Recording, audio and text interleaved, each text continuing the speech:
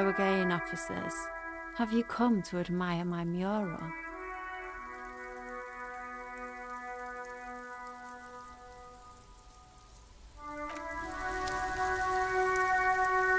Hello again, officers.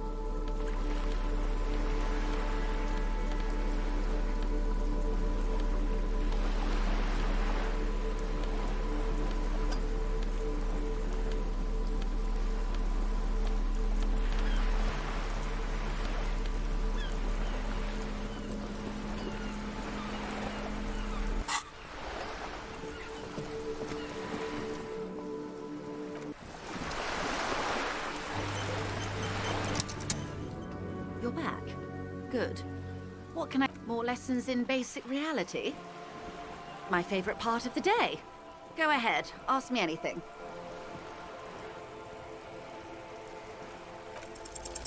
A strange coldness comes. It's on the tip of your tongue. Glad to have been of assistance.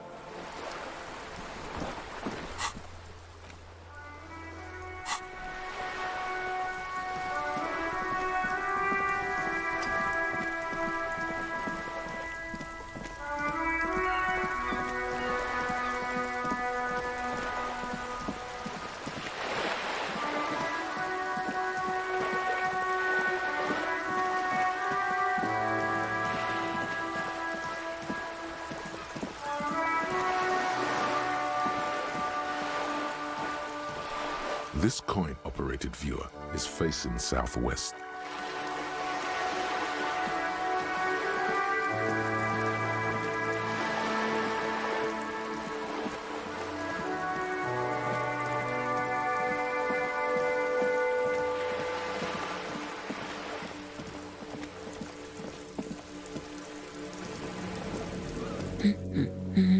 Excuse me? I don't know. The most talkative one?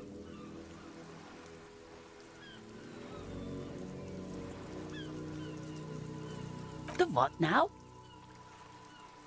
You truly are one strange cop, aren't you?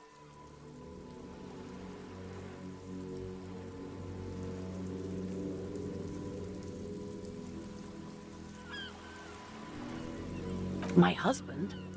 No, he's not. Excuse me? A bad husband? What do you mean?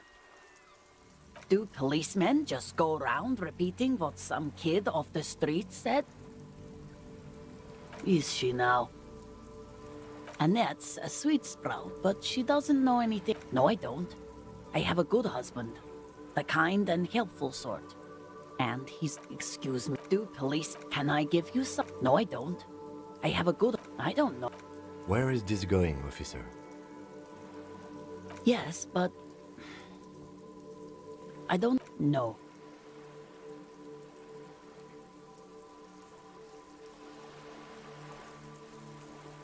Why are we still talking about this? I haven't lost my husband. No, I don't.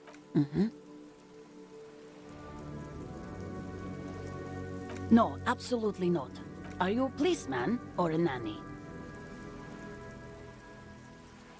They are not... You know where they are. They're at home. What? They're almost grown up now anyway. My youngest. Why do you need to know this? Did someone say party? You could use... She gives you a short nod and shifts her attention back to books. I don't... For what it... Nothing. Maybe you should check that cockatoo book again. What if the cockatoo is your heraldic bird? Please, let's do. The woman before...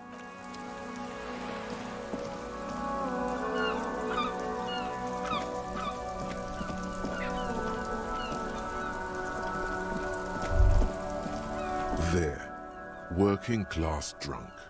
You know what this means, right? Cracked it. All in a good day's work. What do you mean, what did I crack? Look at how working class that drunk is. Yes, and you found him. Now go and tell the working class woman. Protect and serve, recruit. There's no need for champagne when there's honor, recruit. Go and tell the working class woman what you found, right now.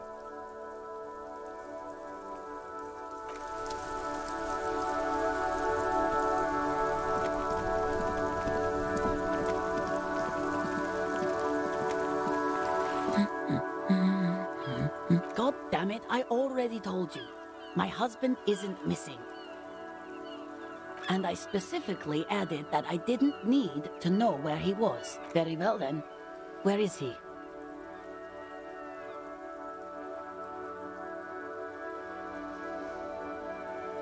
Excuse me? I don't follow. Right, 'cause working class women come with alcoholic husbands. You know what? You were right. I do have an alcoholic husband.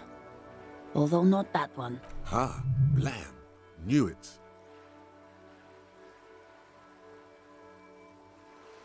I did, and he is. He's also an alcoholic. No, he's not. Or maybe he is, I don't know. He's probably in the park, or in Shamrock somewhere. Drinking with his friends. I haven't seen him for... Well, to hell with him.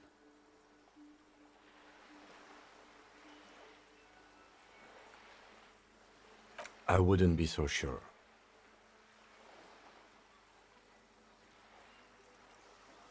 Ma'am, just to be completely clear, do you want to report it to the police? Report what? He's just out drinking with his friends. I'm sure the police has better things to do than to chase down local goofballs. She sighs, but you can detect a slight hint of gratitude and relief from her face. All right, go ahead. Do you have any questions? Honestly, not that different from you.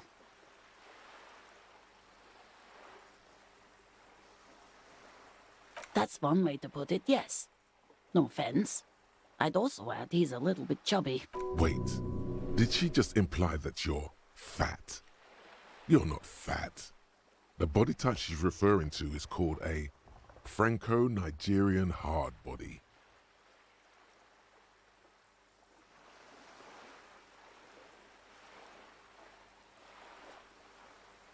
You both share what?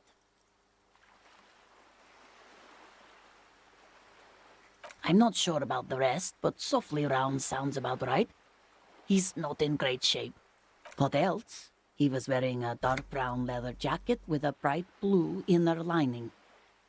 The lining is hand-sewn. I made it. It's his cool jacket. God knows it's too cold to run around in this, but he refuses to change. Who cares about the cold when you have your cool jacket to wear? You can completely simplify it. I even tried throwing it away once, but he just dug it out of the bin. Can you believe it? Well, what can you do? I hope that at least that extra lining helps him keep warm at night. I wouldn't like him to catch cold.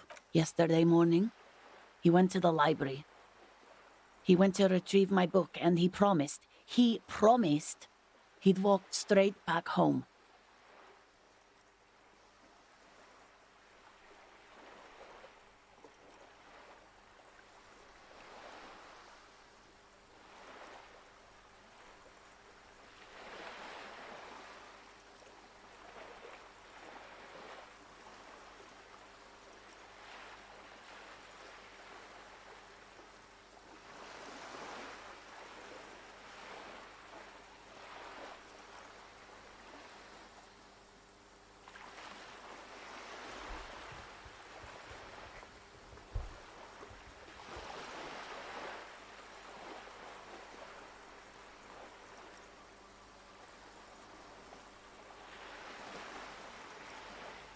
Because we talked about this. We talked about not wandering off again. I don't know what to do. I honestly don't know what to do with his addiction. Gone for around 36 hours then. Damn, this is a missing persons case.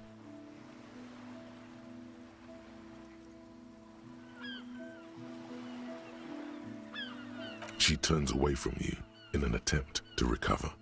So you are going to look for him? Thank you. Please do. Even though I'm sure he will return home by himself. I'm still sure of that. I'm sure he will too. When he does, would you let Precinct 57, Kim Kitsuragi, know? I will. Of course, officer. As I said, it's probably nothing. Right. What the... She gives you a short nod before returning to...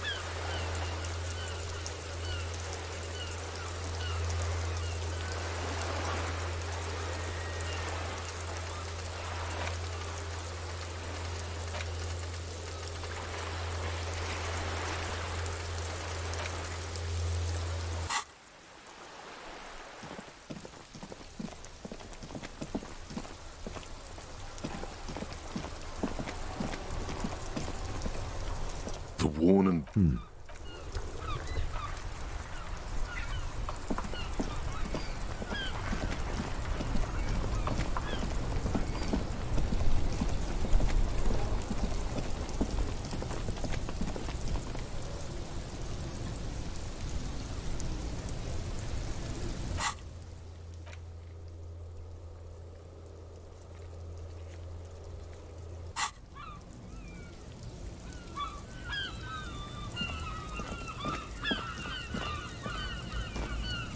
The shine of...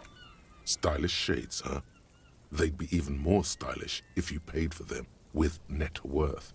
Go over and ask him.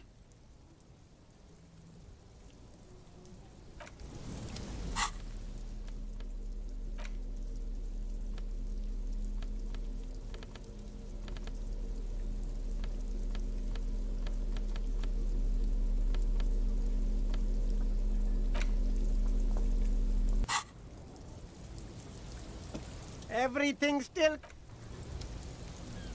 The shine... Stylish shades, huh? They'd be even more stylish if you paid for them with net worth. Go over and ask him.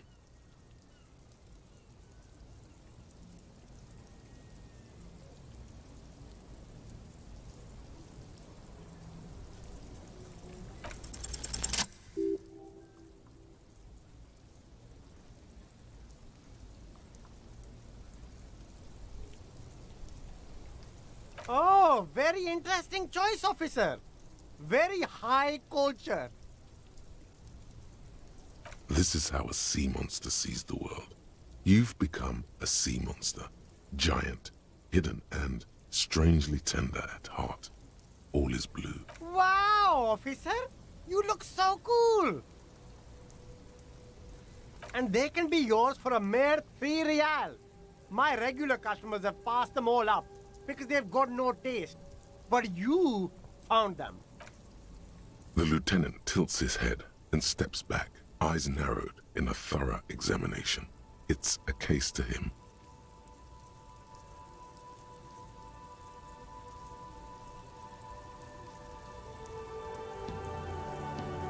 You look like a musician. Like a blind musician. But you could do worse. Take them if you want.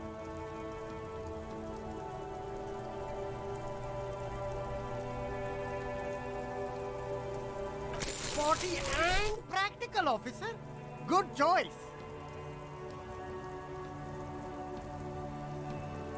Abort. Damn, officer. You look like a mega... They're perfect for concealing your blush. It's going to be very... No, you are definitely not buying those. Are you sure? But they look so good on you.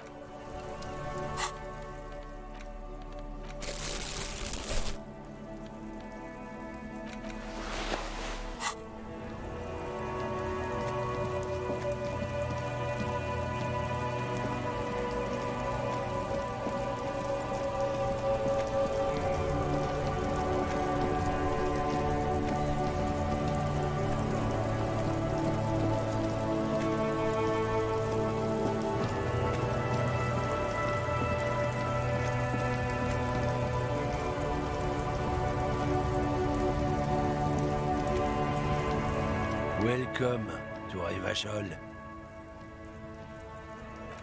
Don't you welcome to Revachol me. My grandfather came here from a 3,000-year-old racist isolationist culture, while your ancestors came to this island a mere 300 years ago. Every school of thought and government has failed in this city, but I love it nonetheless. It belongs to me as much as it belongs to you. It's men like you who keep Revachol divided, making it that much harder for everyone to climb out of this post-war limbo. Oh, come on, man. I just said welcome to Revachol. I know exactly what you meant. You think my kind doesn't belong here, that I should watch myself and behave. But you see, I'm an officer of the RCN. It's actually my job to make sure you behave. I would advise you to remember that. Silence. The air between them becomes... Your partner needs backup. Now's your moment to shine.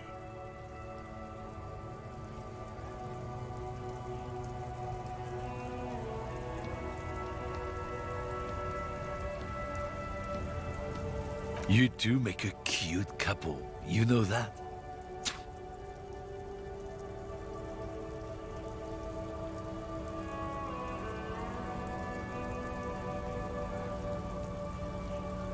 The lieutenant exhales and resumes his regular calmness. Whatever you say, officers. Oh man, that's great.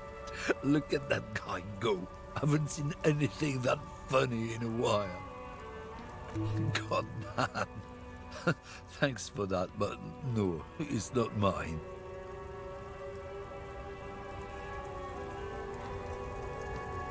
It's about biological determinism, natural law, the sorting of the races. Not the most popular topic nowadays, with the coalition in charge and all. You might want to change the topic. That is, bury your head under the sand like common sheep. Change the topic. The way he says it makes it almost sound like a threat.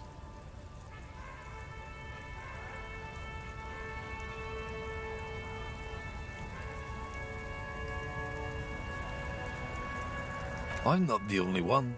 Look, I've read books. The science of racial theory has all been proved, even if some people don't want to accept it.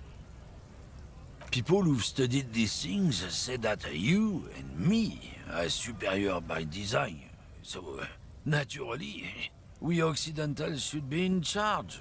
Obviously, you can see the merits in that.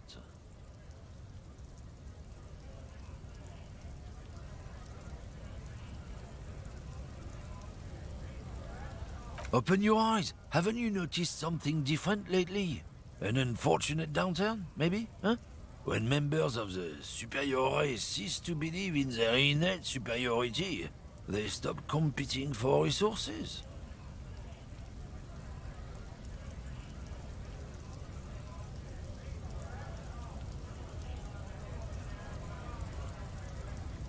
The problem? The damn Kips are showing a real good game lately. Same with the mosquitoes. And the other introduced species too. They're on the precipice of cultural victory. Cultural victory? What is this then?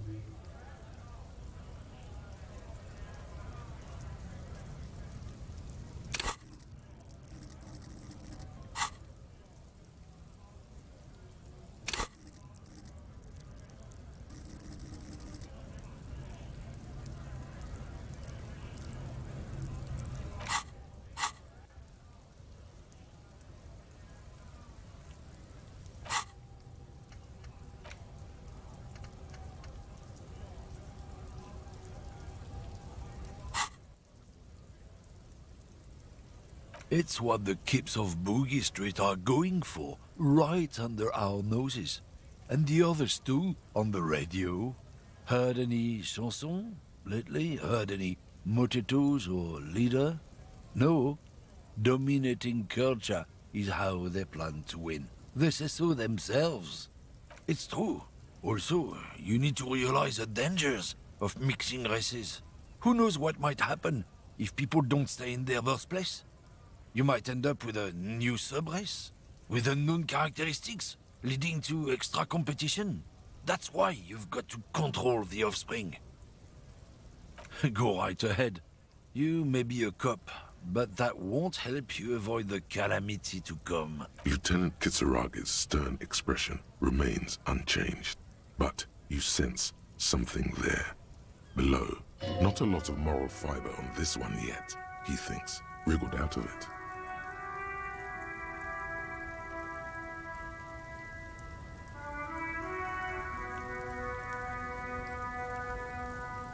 Oh, not much anymore. I'm here to pick up some cargo, but the dock workers are on strike, so it's a sit and wait on your ass situation. The strike?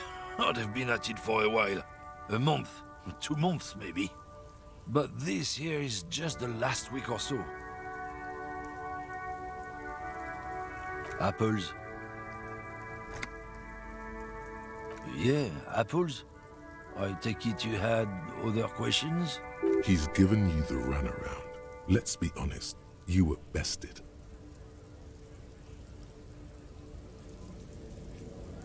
Oh, not much anymore. I'm here to pick up some cargo. Apples. Fine. He's given you the runaround. Let's be honest, you were bested. Drugs? They're shit, man. I don't let anything pollute my body. You know where that shit comes from? Sarah Miriza, Safre, Ilmara. They take the money from our local junkies here and then use it to outcompete us in the manufacturing. They know they can't beat us in a fair fight, so they have to get us to weaken ourselves somehow. It's racial sabotage, racial economic sabotage. Oh, I don't go for that foreign piss. Proper booze is made in Mundi. Or sometimes, I like a dram of that Yugograd vodka. Koikos and worse much, but they do no booze. Not in, not out. I'll never betray the purity of my tribe. So you're telling us that you don't know anything about drug smuggling through Terminal B? I don't know shit. And if I did, I wouldn't tell you. What do you think? I can't leave the lorry unguarded. Stuff's been getting looted lately. It's those little kips sneaking around at night. If they touch my stuff, the bosses will be on my ass like ass cancer. There was a bunch of spilled boxes in the back of a big lorry nearby.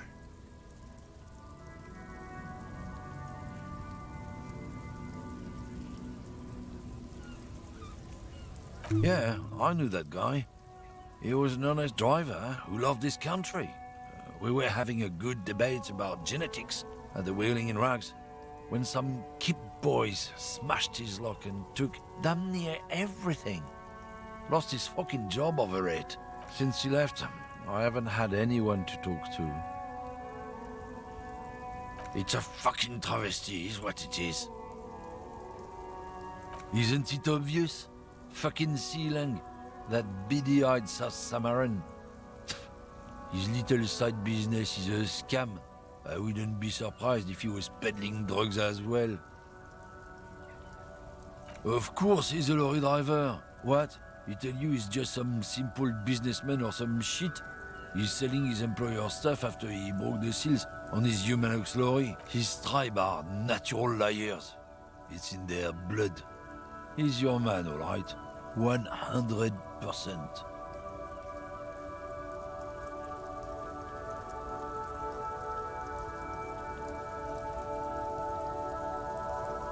I wouldn't be so sure about it.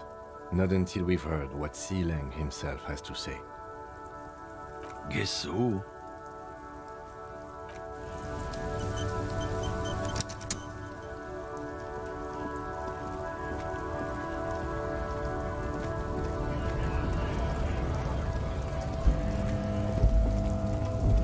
A lorry stuck in the traffic jam. This big, heavy Grad-made machine is well kept for such an old machine. The windows are clear. They've been recently washed. You can see a lorryman's cabin with personal belongings, stickers, insignia. The driver has adorned his space with a substantial collection of peculiar paraphernalia. Proclamations about honor, strength, and purity are glued to various panels. The back end of the cabin has a small perch to sleep, large ashtrays. There are several suns and wheels sewn into the curtains. A book with ragged edges catches your notice. The front cover features a large, muscular man. The title reads, Man from Eamdal in the Lost City of the Pygmies. Racist nationalist paraphernalia. Not unusual in this part of town. This is our guy. Likely, yes. This guy's proud of who he is. Drapes it all over his machine. There he is, in front of Rita, smoking nervously, hoping it's over. He was acting tough before. This probably scared him a bit. Who knows when it will come in handy? A slightly scared, racist lorryman.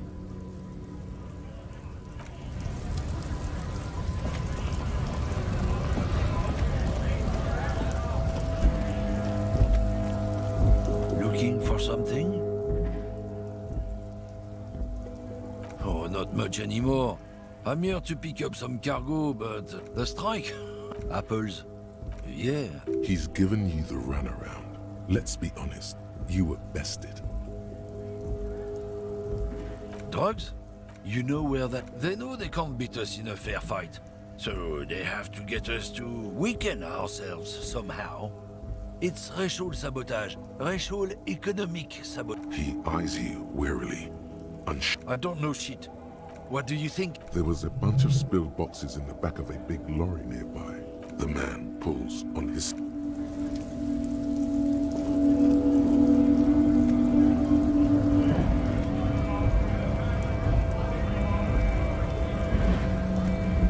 Bastards! We have a right to work! Hold up and stay frosty, everyone. Cops are here.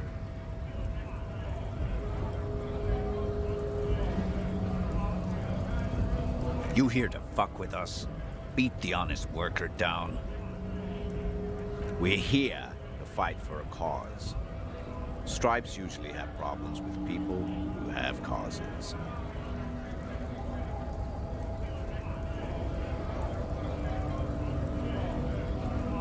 Good. We're fighting for a cause here. Right to work! Besides, we're not that different. It helps if people see us talking, cops and strikebreakers together. Shows authorities are on our side. Builds confidence. Rights of people, rights of workers, to have gainful employment, to make a salary, and feed their families. Might be time. Don't let the fat bastards tread on you. Cops tend to side with the higher-ups, but you're essentially still workers. I don't trust cops, but I can see you understand the... Right to work! Right to work! Maybe you should ask them the questions, like why we're not allowed to make a living here. Shame on you! We have families to feed, you piece of shit. So do we, Scott.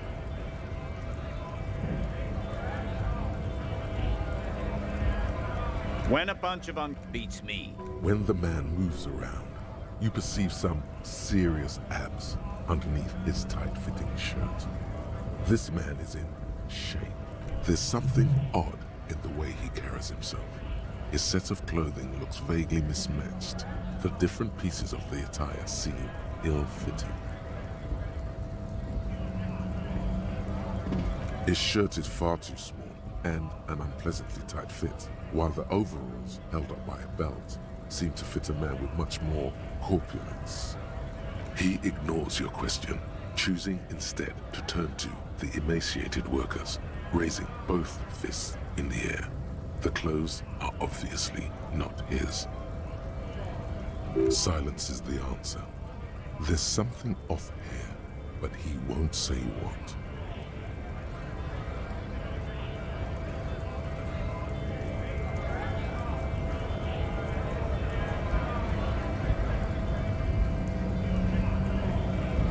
Honest men and women with rights to work, to be useful, not toys for corporate interests. We came here to help the harbor run smoothly in time of crisis. If union fucks don't want work, they ought to let in those who do want work. I have a question. Why do all these men follow your leadership? You think they follow because I'm big and loud? No.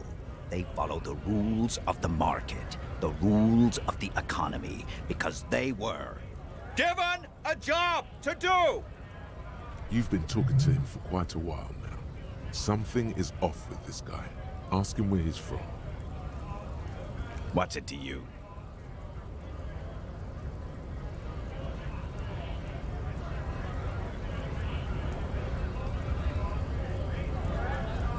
Big mess, caused by union greed.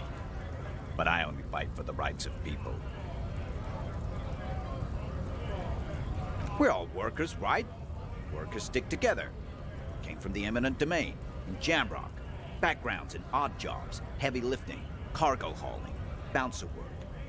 I know the drill.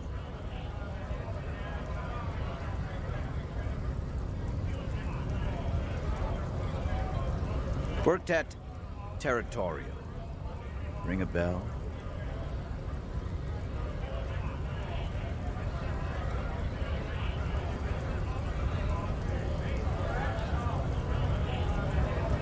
We're done here.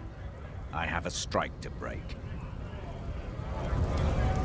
Right to work! Right to work! Shame on you! Things are busy enough. You going to waste less of my time? The hulking man oozes stark skepticism. Honest, we came here. I have a question. You think they follow because I'm big and loud? No. What's it to you? Am I a suspect? Done no crimes. We're all workers, right? Workers stick together. Came from the eminent domain. Worked at Territorial. Uh-huh. It was a long time ago. We were promised work. We'd be in there, working, if the bastards hadn't shut the gates. Main gate's locked. Would take heavy ordnance to bust it open. Could try to get in through the secretary's office. Door's locked. The guard's blocking the way to the access. And I don't mean the scrawny mess punk either. I mean head measurer. Or whatever he is.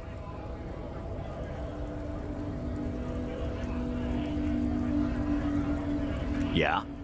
That giant up there, on the bridge you talked to. Bad. Standing on a narrow bridge, he's got a strategically advantageous position. And he's trained. I don't know how the Union has a trained killer up there.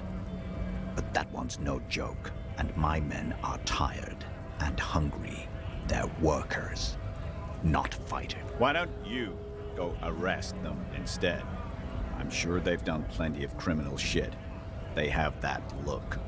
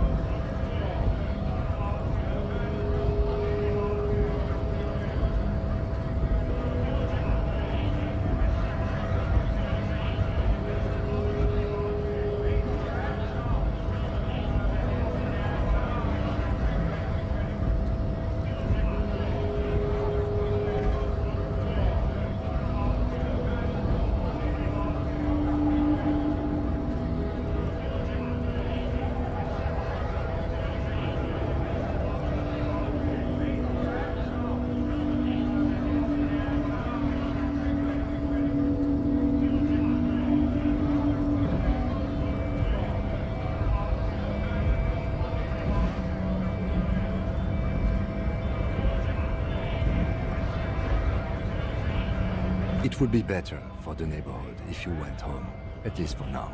If you... No! They will give up eventually. Or get drunk. Leave the button unguarded. Then, we charge.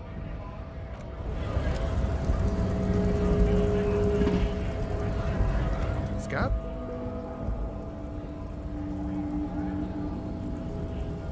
What did he just call you?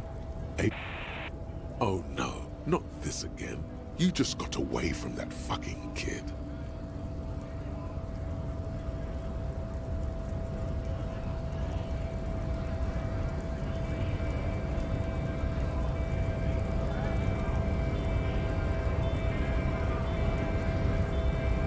A kind of a worm, content with mere survival. They come, they want to do our job for shittier pay, screwing over both themselves and us. Everybody loses. Beats me. Somewhere in the ground, I think. Gotta be bloody stupid or freaking evil to Scab. Or I guess, scared maybe. But scared of what? Of who?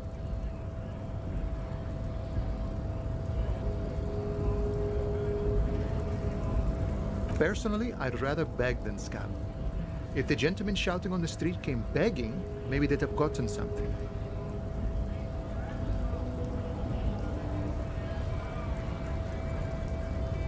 We've explained the matters, but they don't listen. This lot would be reasonable and go home if the big guy wasn't riling them up all the time. No, I said scab. I was just messing with you.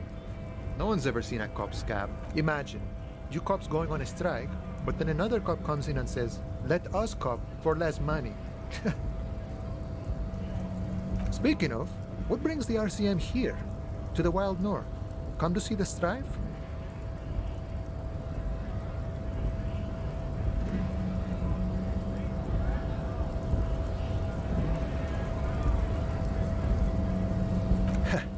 The little boy had a good on his promise.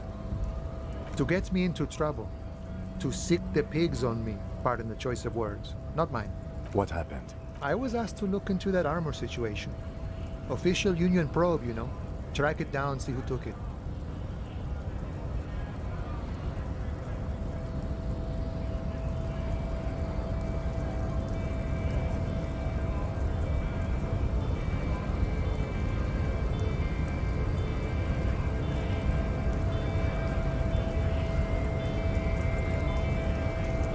Did you?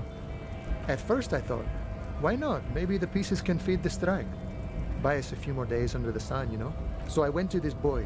He said he'll make me his prison bitch. He's got eyes everywhere, the cops in his pocket, and he's the king of Jamrock. Serves me right for doing menial footwork. I dropped that probe right then and there, and it still got me into trouble. One bad move is all it takes. It's a minor nuisance. It's all good. He thinks, not yet. Better to get this business out of the way. Sweeter then. I learned that people don't want to talk to a drunk union man about some armor. What else? Not much. Technical stuff mostly. That was the interesting part. I did some research into this armadura. Let's say I have friends at the library. I didn't get into the material science, just how it comes off. How does it come off? In parts. 4 in total. The helmet was the first to go. The kid says he tore it off and kicked it into the sea. I believe him. The boots were still on the guy last I saw. Too hard to remove. So, as I count, there are 2 parts missing. The gauntlets and the cuirass. This is where I left off. Too much hassle. I guess you won't be collecting them all then. That's less work for you at least.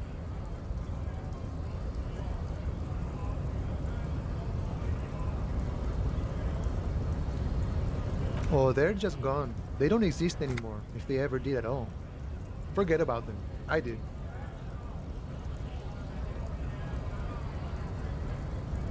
Nice and balanced. Some junior officers can take care of the rest. Smart choice. It's only that one spot you need armored too. The one the bullet hits.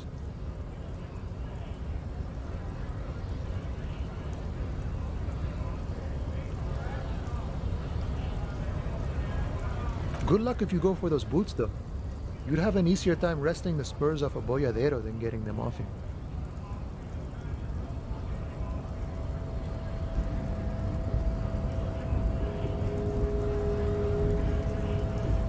No problem. If you see that kid, thank him from Call Me Mañana. Thank him for showing me the way. You know, serious business. I'm sure the big boss will be glad to tell you. You'll have to ask him. He's a chatty guy. Wants to talk about the strike. Return once you've met the union boss and are on a better footing with the organization.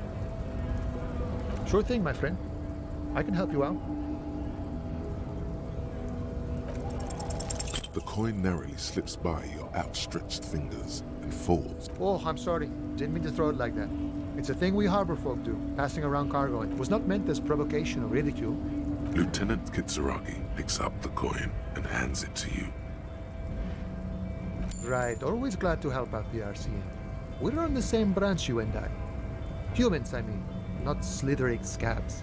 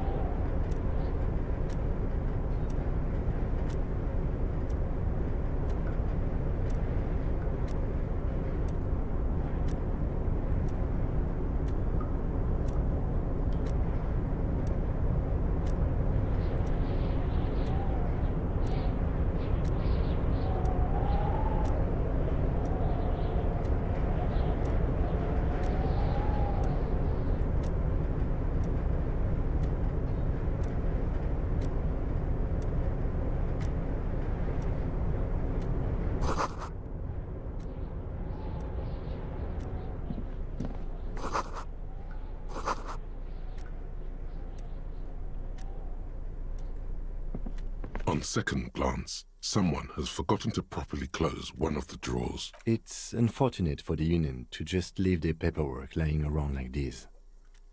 The drawer opens smoothly.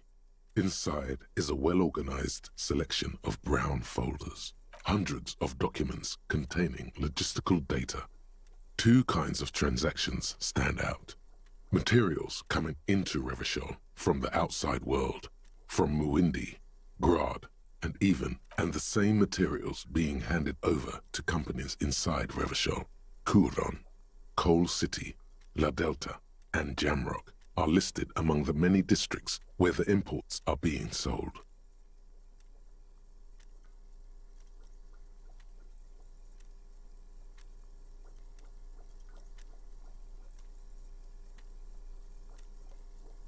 It's hard to make sense of this thicket of company names, dates, quantities, and percentages. You try to focus, but the lines are getting blurry.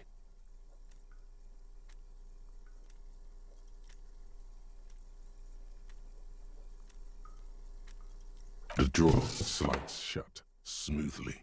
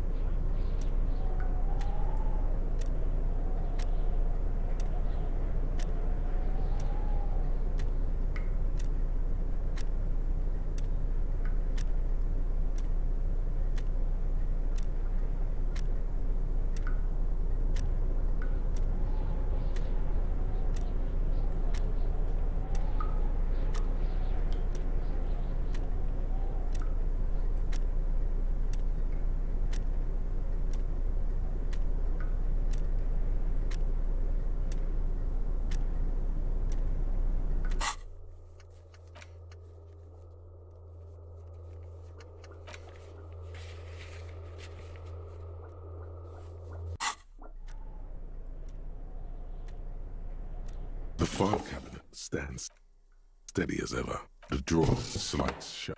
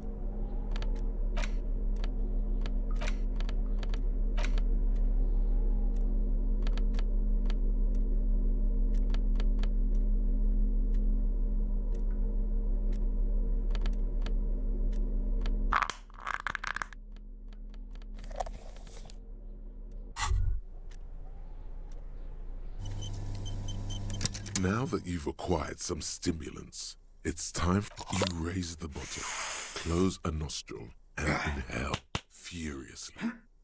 The rush is almost immediate. It tastes bitter and caustic and stings. Now the taste is slowly receding into your throat. The rush is growing in intensity, your little heart pounding like a bird in a cage. Whoa, this shit is strong. This shit is disco.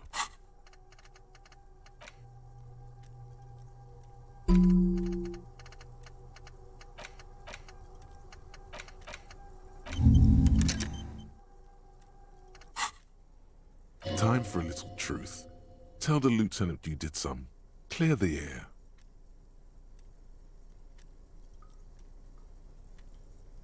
To this?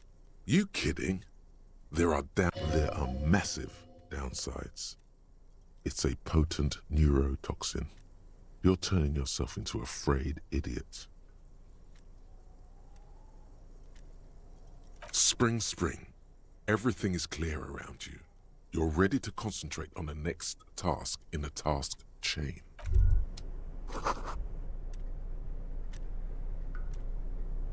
The file cabinet stands steady as ever, and the unlocked drawer slides out. The drawer slides.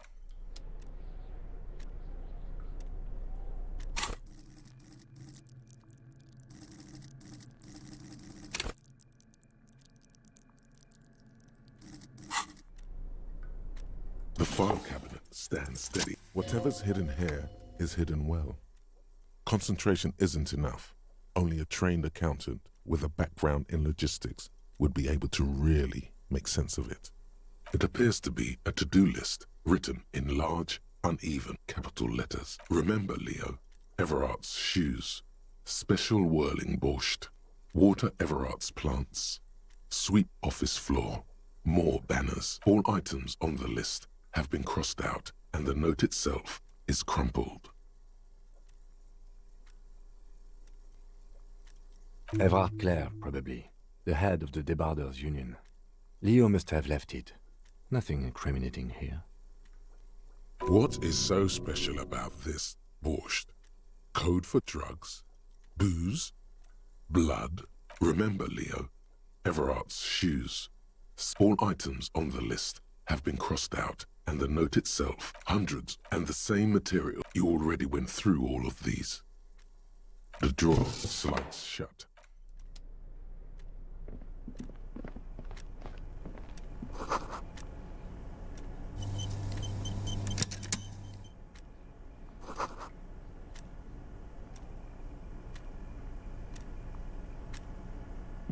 The payphone hangs mutely on the wall. There isn't much more to do here.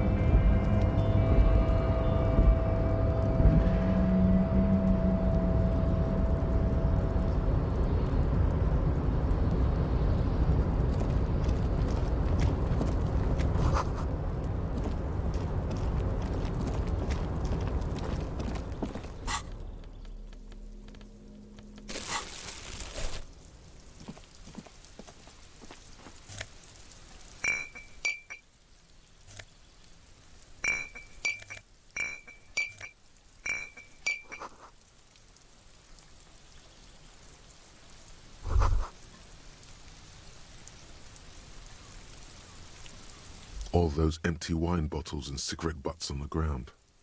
Someone partied really, really hard here. Well, they went through 6 bottles of potent Pilsner, 3 bottles of Commodore Red, and almost 4 packs of cigarettes. It must have been pretty hard. Well, yes, I think we can say with relative confidence that it was you.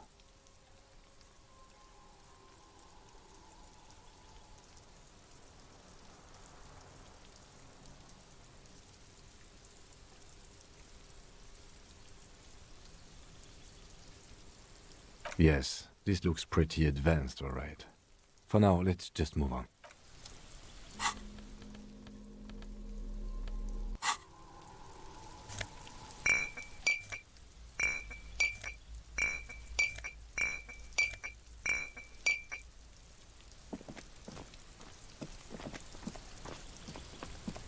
This is the night watchman's booth. The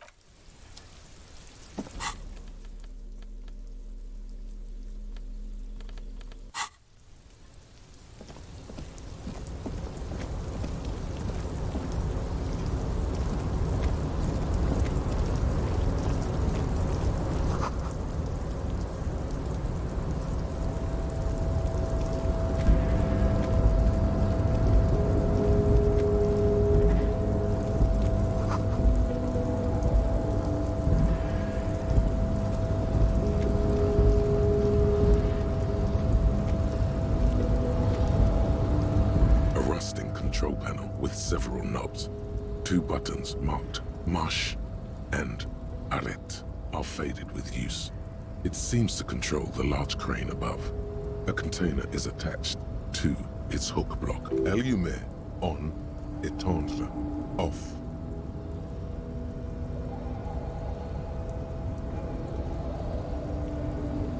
Crane stands tall, proud, erect, and still. With a loud grind, the crane shifts overhead, moving a massive metal container through the air.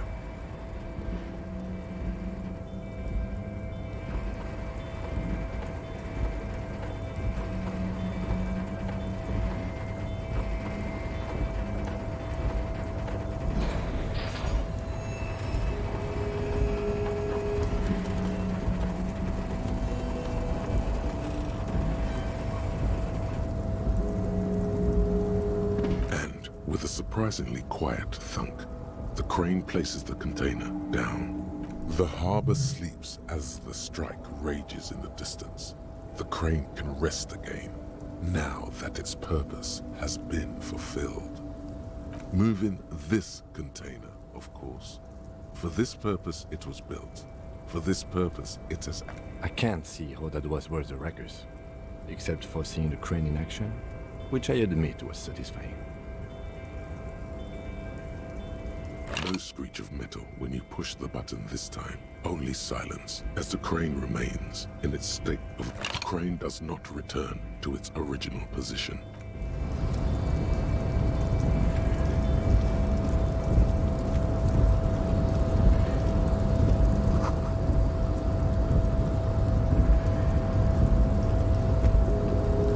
Before you stands a cargo container, just one of many in the yard. Is this like your thing with that wall again?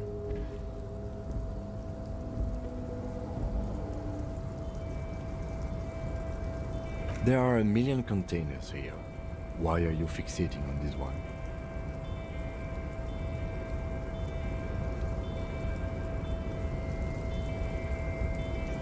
There may very well be, but we are not here to look for that. We are not here to interact with containers. We are here to interview the union boss. No reply. The knock produces a hollow ring of metal.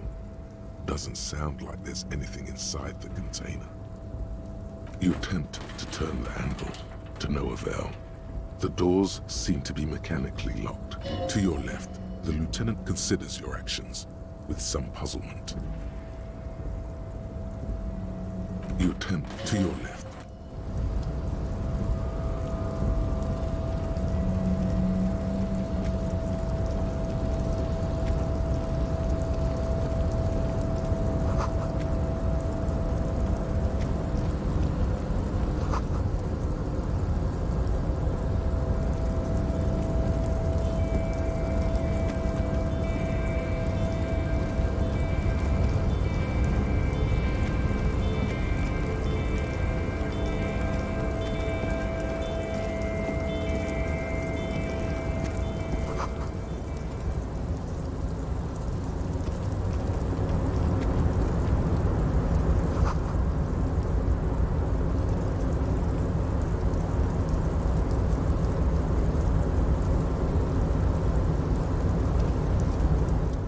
Hey, mister.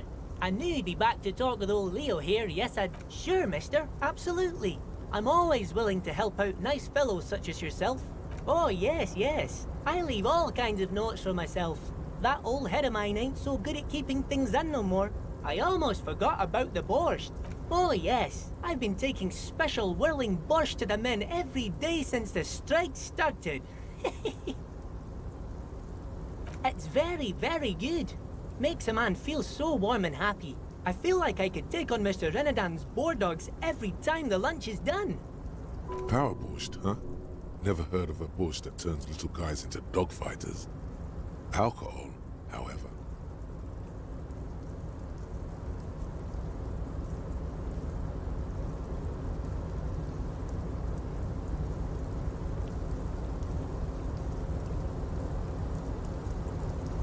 Yes, yes. I'm taking it to them. The borscht keeps them happy and in fighting spirits. Makes you all warm inside. They brew it in the whirling in rags. Oh, the whirling's cook. He makes it. Them is always talking with Mr. Manana in that weird language and laughing together. He doesn't speak what we speak. He's from Grad. Oh, sure, mister. Sure. You do that. Yes, sir. He didn't actually understand what you meant, and now he's just nodding along.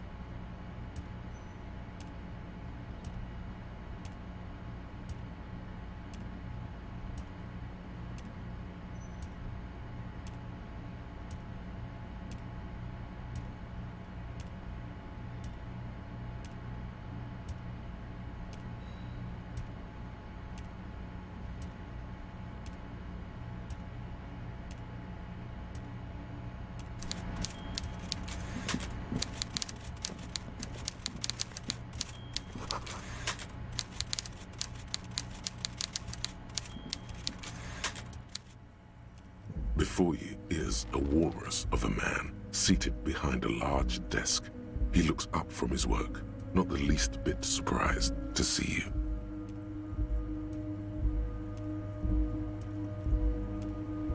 With great effort, he straightens himself up in his chair, yet says nothing. He simply stares at you, with a mixture of expectation and impatience, well bottled.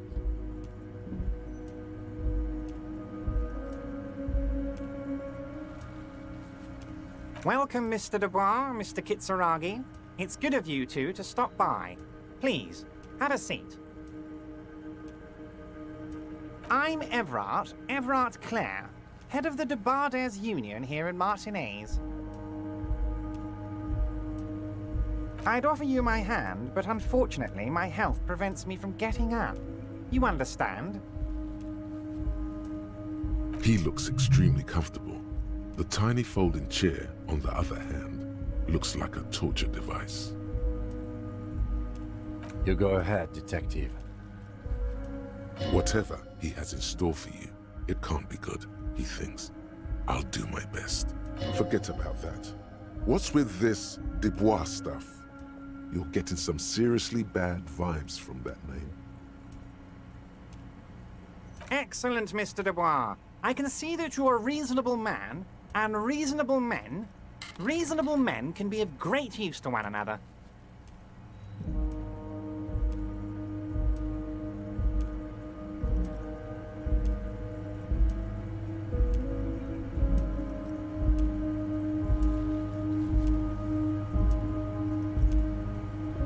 So tell me, how can the head of the Debarders Union help a representative of the Revachol Citizens Militia today? The chair you're sitting on has got to be the most uncomfortable chair in the world.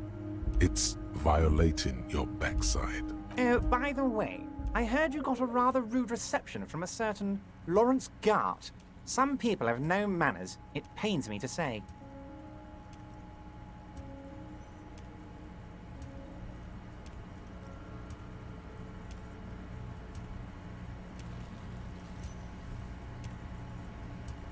This should take care of that nonsense.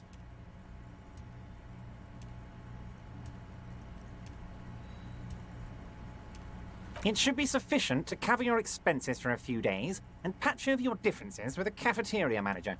Go ahead, take it. Wow, that's 25 real.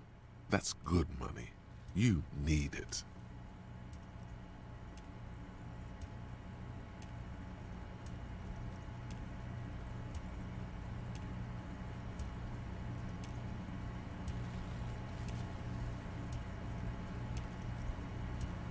Yes, I know Lawrence. He's a real character. No union man in him. A real piece of work, that boy is. Okay. I respect a man with principles. No handouts, then. Now, I'd like to set your mind at ease about one other matter. Your lost gun. Let me assure you, Union people are on it as we speak. I've got my best hounds looking for that lost gun.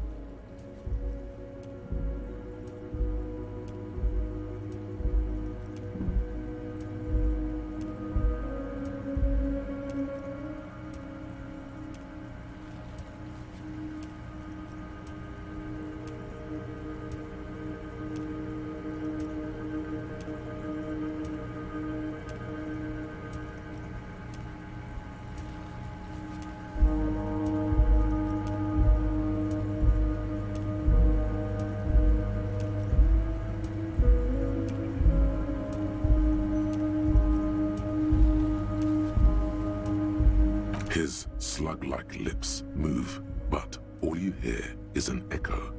Lost gun, lost gun, lost gun. The world is swallowed by a black hole of fear. Only two words escape its gravitational pull. Lost and gun.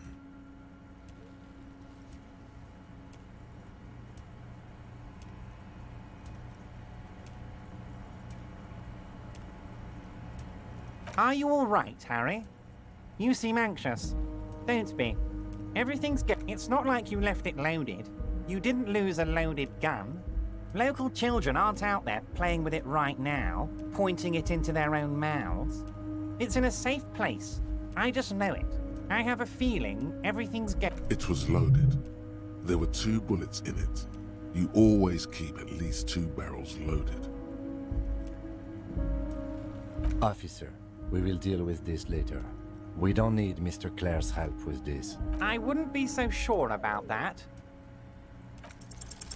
God, you're sweating. Your knee is jerking.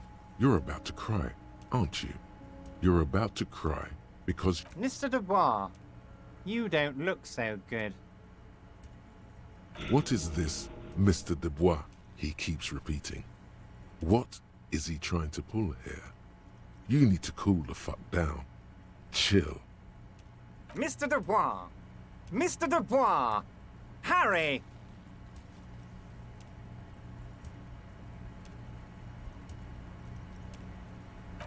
Mr. Dubois, are you okay?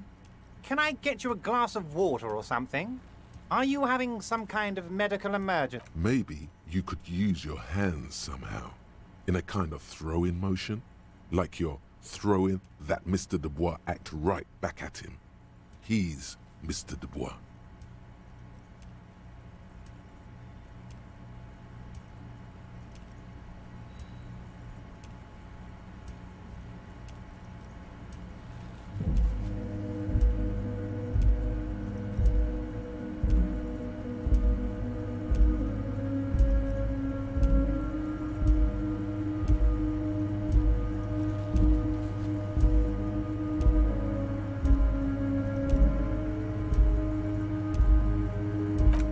Don't be dramatic. I can see your condition isn't terminal. What an odd demonstration of... you got me, Harry. I don't even know what. As entertaining as it was, I'm afraid we're wasting our time. And I'm an extremely busy man, as I'm sure you are too.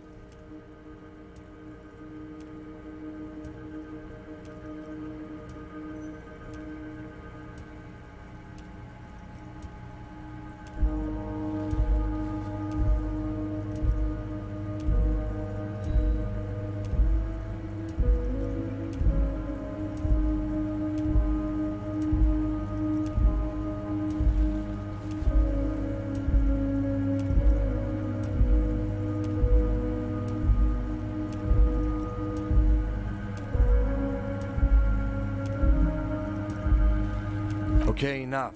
We are here to ask you some questions pertaining to a murder investigation.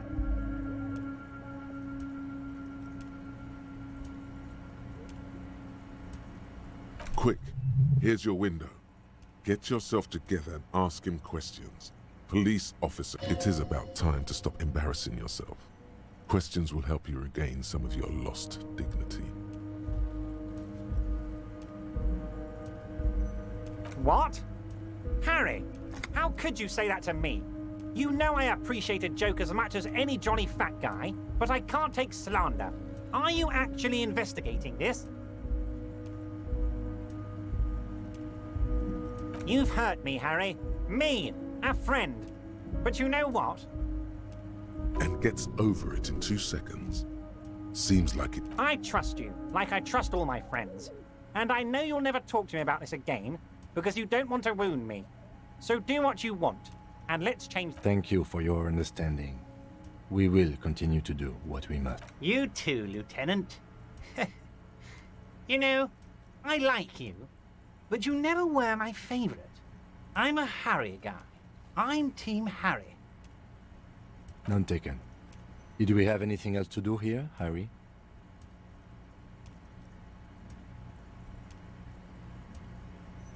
Harry, honestly, I'm just relieved you didn't get a hernia. A man your age...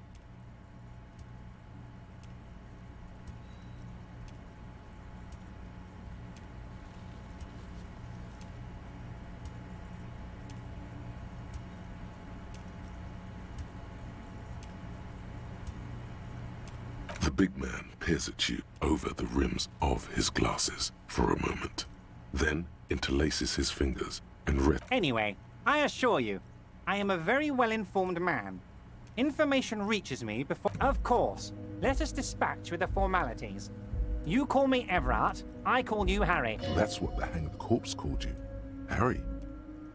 My God, so it's true. I didn't want to believe it, but you are a fantastic science fiction amnesiac cop, aren't you? What are the odds of that? I think the odds of that are very low. I assure you, there's nothing to be ashamed of, Harry. You're among friends, and the good news is... I have a big fat folder on you, Harry. I'm sure you have a lot of questions to ask. Don't trust him. For all you know, Dubois might be his name. You need to confirm that. I'm sure you had some concerns you thought I might be able to address. And you were probably right. I can. It's just a brown folder. You can't make out what's written on it. Are you trying to tell me you've gotten hold of some of our documents? Mr. Kitsuragi, would you mind? Me and Harry are talking about his lost identity right now. It's Harry. Harry Dubois.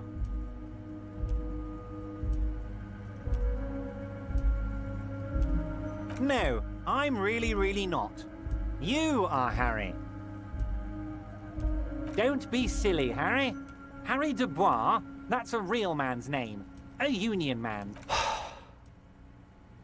Mr. Kitsuragi doesn't seem even slightly empathetic to your memory loss, Harry. I, however, wish to help you any way I can. Family? Harry, you're not a family man.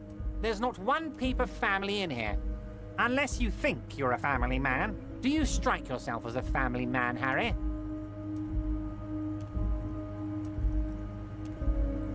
That's why I like you, Harry. A good man knows both his strengths and his weaknesses, and you, my friend, you are one of the all-time greats. Harry, you're not simply a cop, you're a star. A bright shining star in the drab law enforcement sky, outshining all other stars. You're a superstar.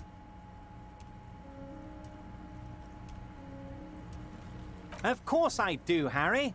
And I'm gonna help you shine. I'm gonna put you on all the big stages. Your name in giant neon letters. Harry Dubois.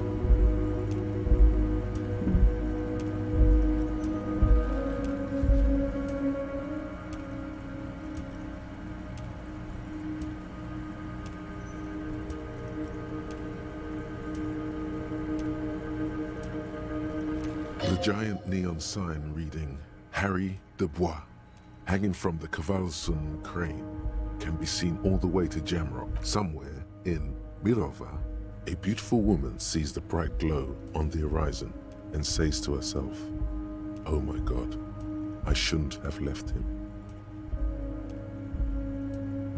Ah, this? My friends in your organization gave it to me, Harry. I find that very suspicious. May I have it? I'm afraid this is meant for Union eyes only, Mr. Kitsuragi. I'm sure you understand. Please continue, Harry. Of course, Harry, of course. Let's not linger on personal details and amnesia. You wanted something from me. Wait. You need this to get in and out through the gate.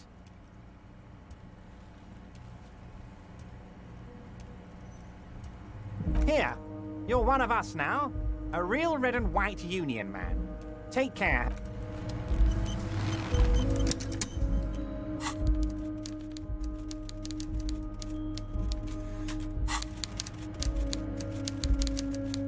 Mr. Dubois, a pleasure as always. Let's hear it, Harry. Of course, Harry. See you...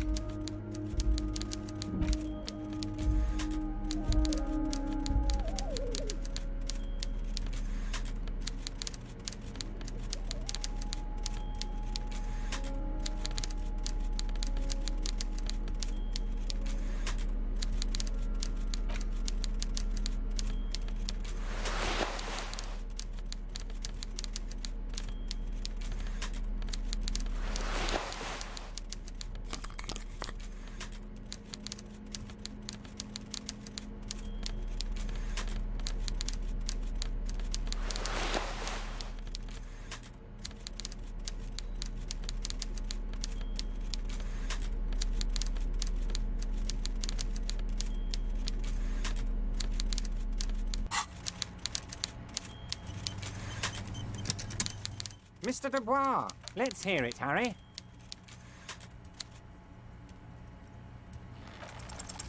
Everard's large hands are covering the fold.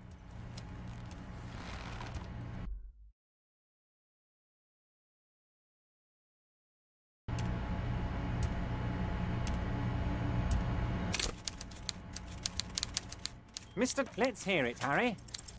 Everard's large hands are covering.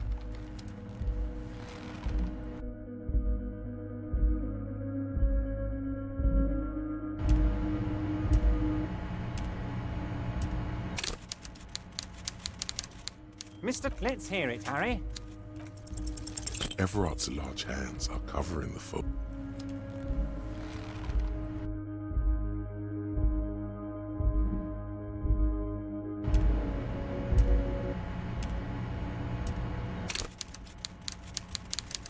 Mr. Dubois, let's hear it, Harry. As you look at the folder, Everard covers it with his hand and pets it. He's hiding it from you because it's not a real RCM folder. It's just another one of those brown folders you saw in the file cabinet. Okay, Harry, you got me. This is from the Census Bureau, not the RCM. Those Census Bureau people are absolutely corrupt. He got the name from the Census Bureau, and everything else from your actions here in Martinez. Yes, Mr. Kitsuragi from the Census Bureau. Like I said, now I'm actually a very busy man. So is there anything else? That means he doesn't really know anything about you. A pity. The mystery of you will have to remain a mystery for the time being. Yes, that's what I said. Try to keep up, okay? Let's move on. Yes, your lost gun. My best men are on it. They're turning every stone, searching every playground, asking kids. Your gun will be found, Harry. Let me assure you of that. It's just a matter of time and effort. The only way to find it seems to be working with him. He might even be holding your gun hostage.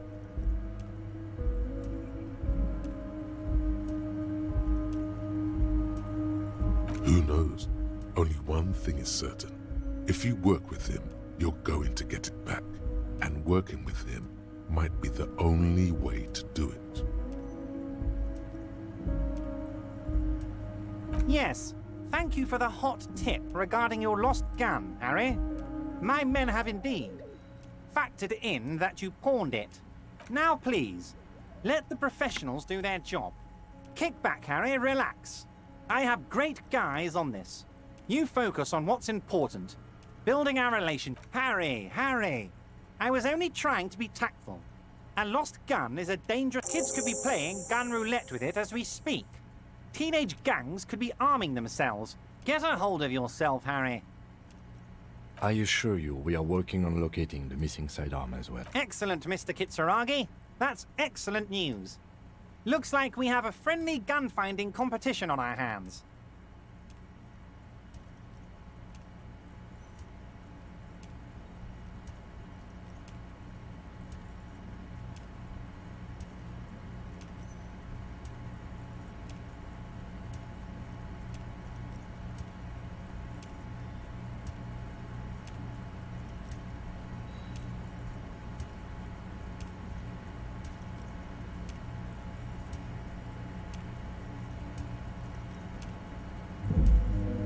Oh, of course. That's your main thing here.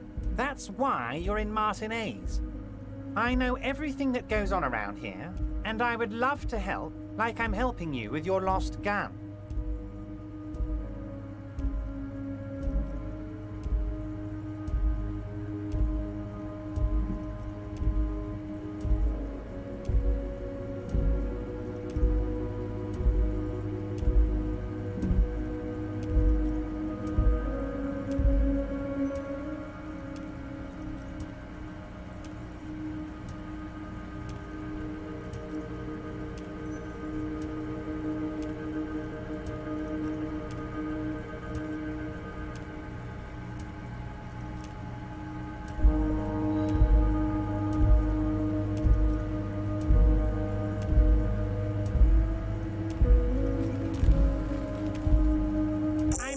It's no secret that the lynching is connected to the strike.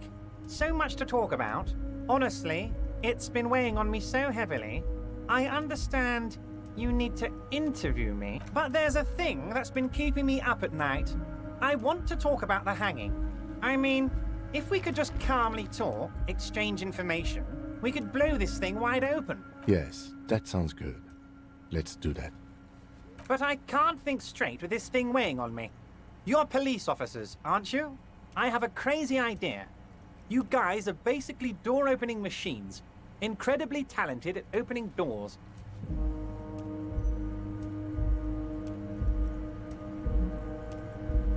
I'm not sure I understand. If you're asking us to break down someone's door, it's not going to happen. Come now. I just need you to go open a little door for me and leave it unlocked. A simple thing. Absolutely nothing shady about it. Does this jiggling ooze think he's going to use you? He's got another thing coming. Play his game, son, with your eyes peeled. He's going to slip up, and when he does, you're going to come out on top.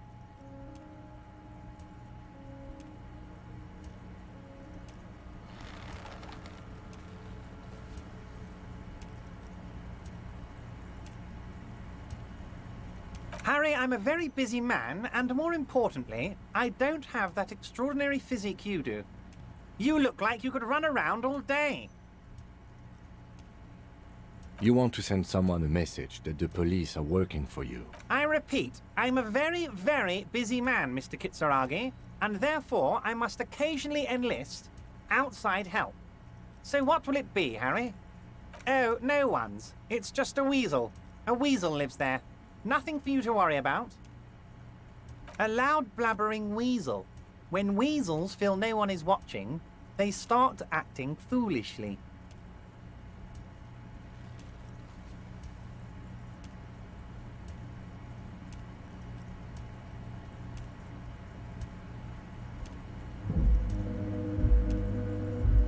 Just go there, unlock the door, and leave it open. It's been such a burden on me, Harry. I just want this to be over so I can discuss business with you. Harry, my dear friend, I am what people call a local bigwig.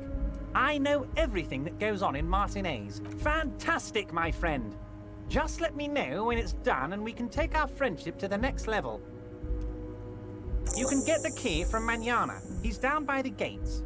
Manana's like a free agent in the Union. Special operations. Hardened socialist. A real free thinker too. He'll tell you precisely where the door is. One last thing, Harry. Just open the door. You don't need to go in or anything. I just want that weasel to come home and see the unlocked door. My dear Harry, there are literally millions of containers in this harbour. I couldn't possibly remember what's in all of them.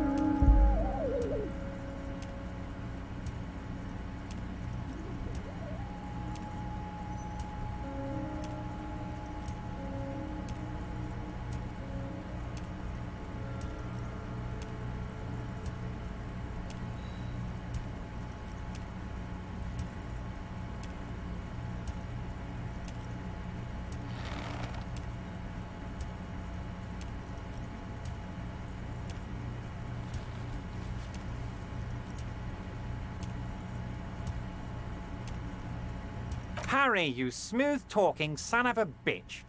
Time is a precious resource, and I don't have enough of it to count containers with you.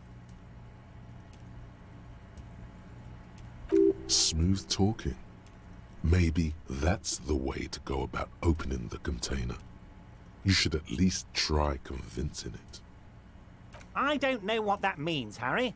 Shady brew? There are so many moving parts in my operation. You know what? Don't even tell me. Whatever it is, do it. Surprise me. Just one thing.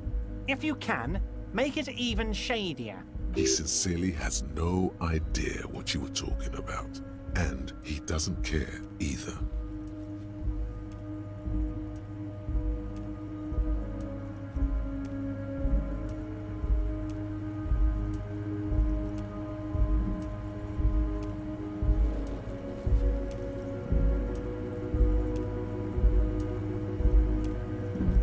Oh, that's very nice. I haven't gotten around to her yet. I'm very, very busy, you see. I hope you're getting along. One thing I want to make very clear, Harry, is that this is not some kind of union versus corporation situation. Everyone is just pals here. We're all trying to do what's best for Martinez. Don't feel like you can't cooperate with her because you and I are such good friends and I'm helping you find your lost gun. I'm not a jealous guy.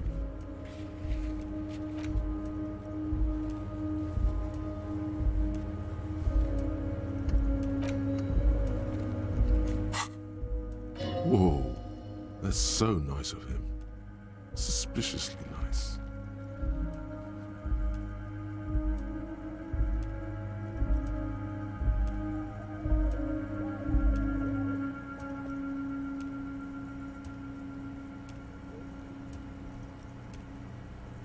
What do you mean, Harry? Nothing. I let him go.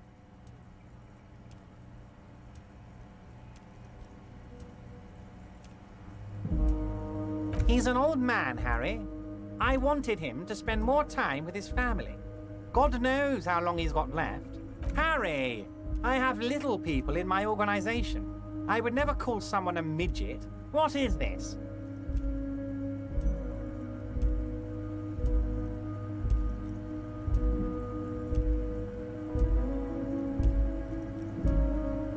Honestly, I'm beginning to think you're a midget, Harry. I'm only kidding, Harry. You're not a midget. No one is. We're pals.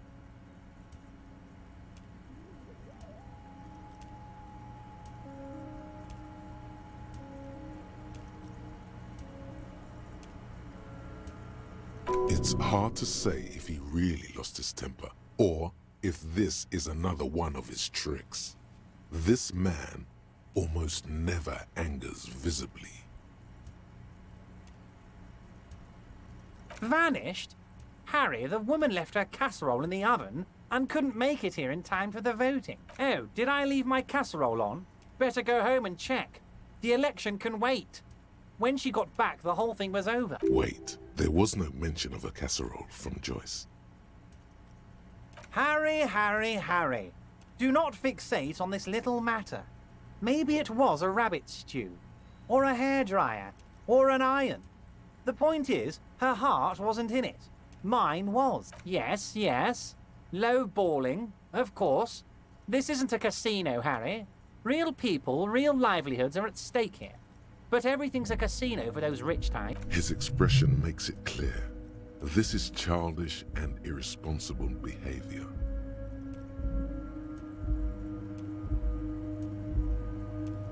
If she actually wants to see me, she will find a way. Any good negotiator would. And I just don't have anything to discuss with a bad negotiator.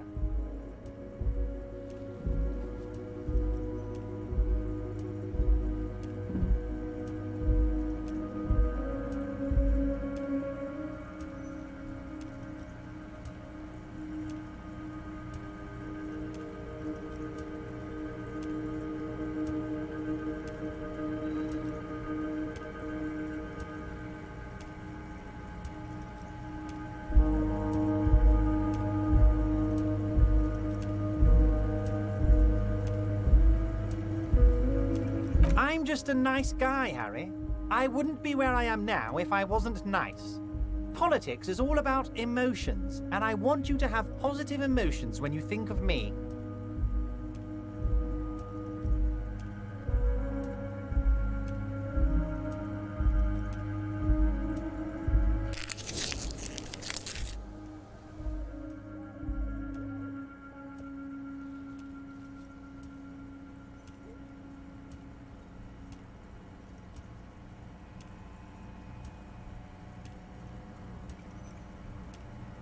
Okay then, positive emotions it is. You like positive emotions. Of course, Harry. Let me just assure you one more time. It's perfectly okay to share anything we discuss here with this Joyce.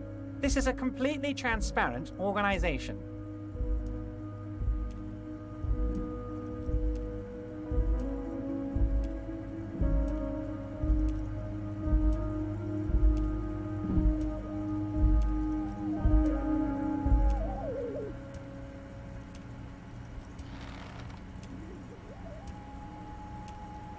I have no interest in what she is doing, but I myself have nothing to hide. Your business is your business, and I respect your privacy. Just remember, none of this is secret.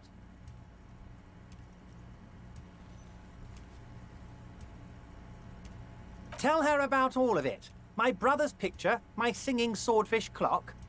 Tell her how overweight I am and how I'm helping you find your lost gun. Tell her about everything. Everett doesn't mind. It is rather interesting to tell people things about each other, isn't it? It was nice telling him about her right now.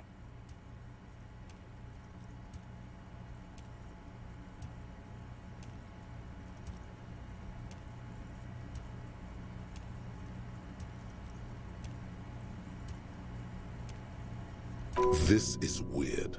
Not nice weird, but okay.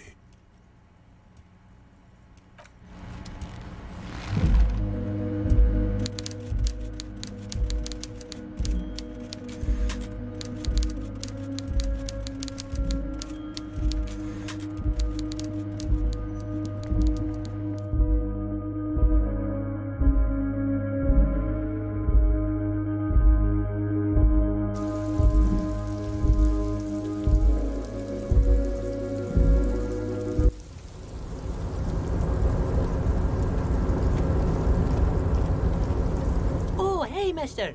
I'm not gonna bother you with a long greeting, just like we talked about before. I know you're probably a busy man being an important police officer and all, and personally, I think the more people keeping... Oh, that one! Told you.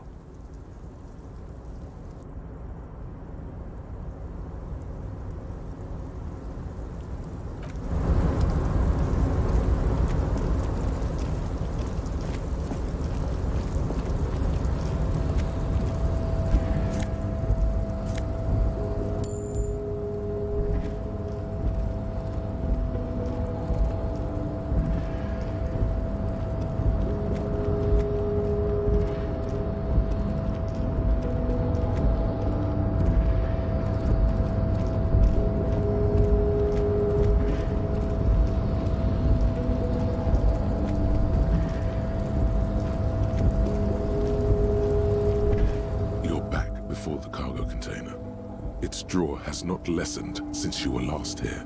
If anything,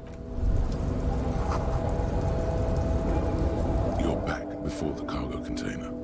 Its draw has not lessened since you were last here. If anything, it seems to have grown slightly.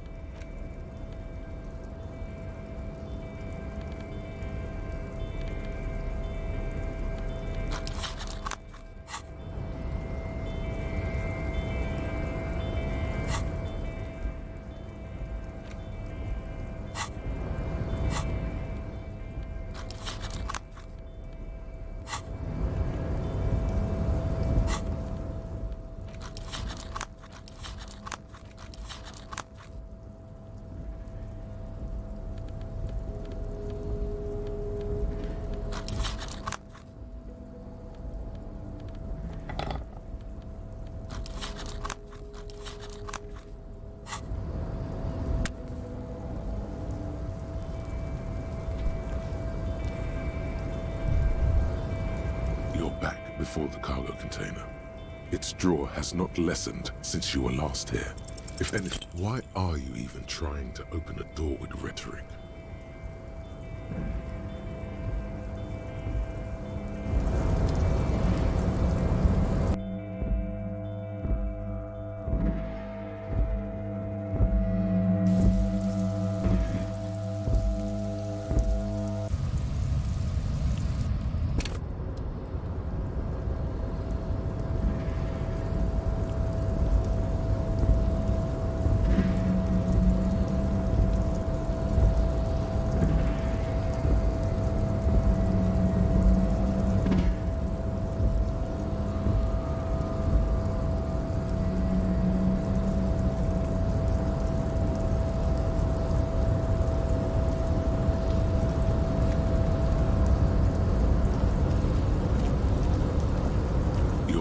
Before the cargo container. Why are you even trying to open a door with rhetoric? Because what wasn't an option? Now is not the time to get philosophical, detective. You can do that after.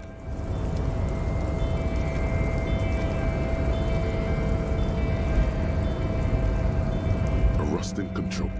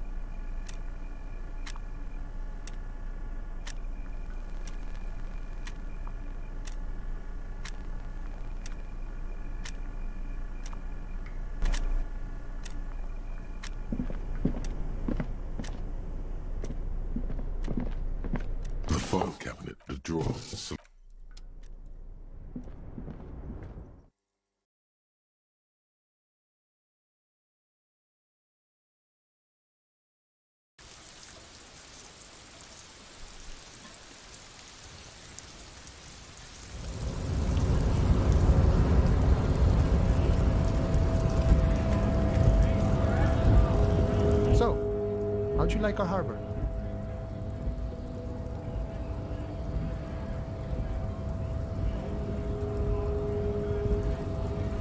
It's but a rest area on the path leading across open plains. Right. You talk to the boss, eye to eye, like men of the plain. If you have any more questions, I'm set to talk. A key, huh? What door is this key supposed to open? Oh, say no more. I got you. I got that key right here. And let me tell you, it's mighty good of you to help us out during the strike. Working class solidarity, as they say.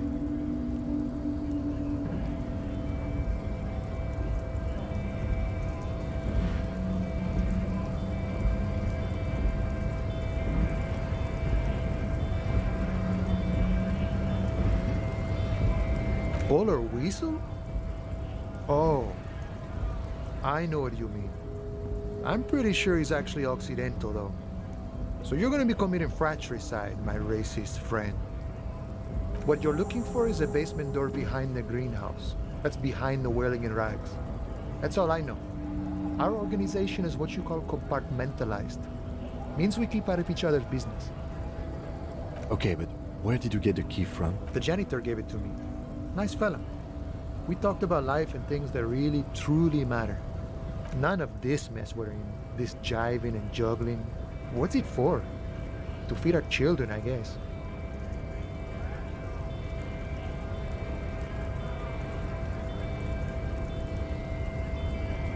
I'm more of a philosophical dock worker.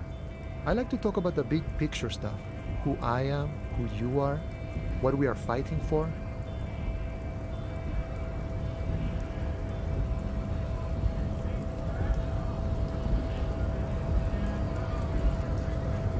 Ask him about the Hardy Boys. Los Ardis? They're an independent militant group. A bit too high-strung, but it comes with the responsibility. They're sort of like you. Preserve the rule of law and all that. Except it's Everard's law. But really, they're just like you.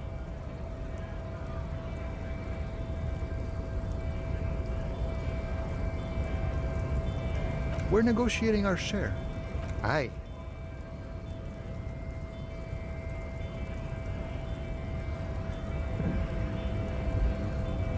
This stuff, they already covered.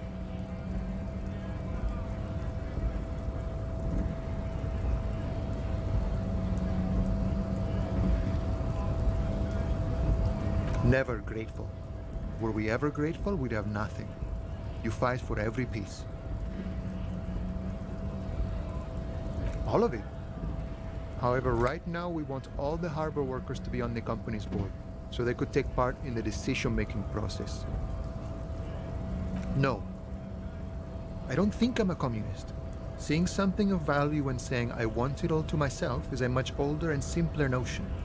No science to it at all. Even a weak child can think it. The only things holding someone back are I can't and I shouldn't.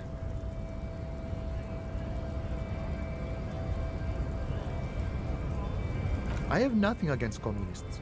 They are honorable boyaderos. And they have good analysis, but my own code serves me well. If my code starts failing, a code can fail a man as well as a man can fail a code, then I will have to submit to a new one, which may well be communism. He knows who he is, firmly grounded, has no need to reinforce or elaborate his political identity to himself or others.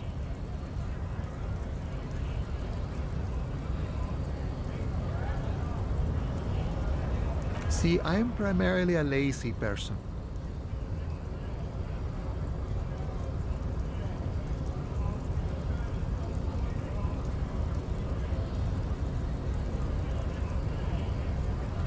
I think it's best you make up your own mind now that you've met him. In my eyes, he is a capable organizer and a decent businessman. I guess you kind of get to be the village chief. He oversees the harbor, makes deals with the owners or other relevant parties, watches out for his own. By that, you mean corruption? By heavens, why would he not be corrupt? We live in a harsh and disordered world, see? And in this world,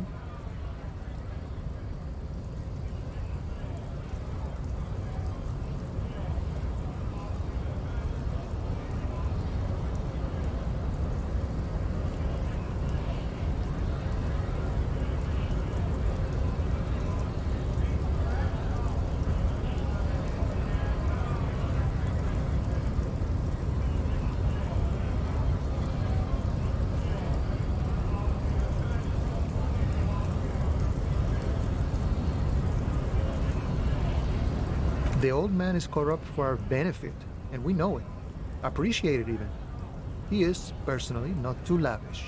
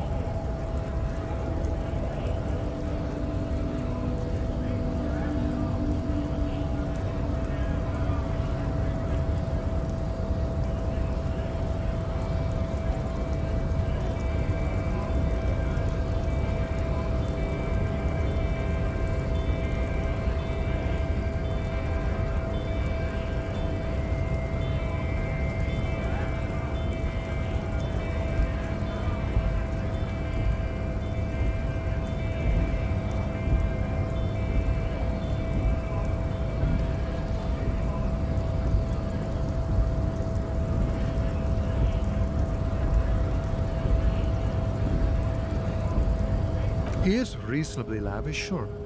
That's his prerogative. It's not like you want a saintly demeanor on a corrupt motherfucker. That would be a manipulative illusion.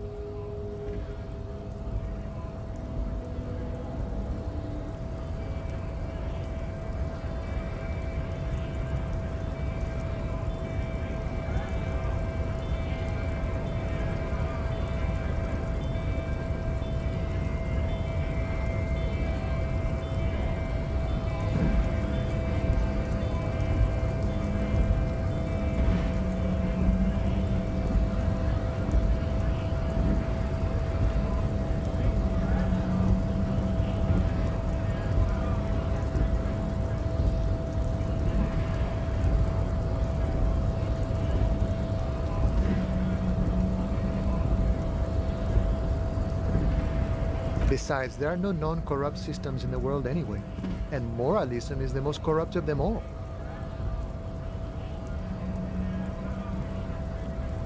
Sure, I've had the necessary free time. Fortunately, there's always time. The look in his brown eyes conjures up an understanding. For him, having command of his time is the most important thing. It all comes together now. The way he speaks about scabs, his general attitude. He's a follower of a 500-year-old Franco-Nigerian Boyadero code, itself an appropriation of Vespertine cool.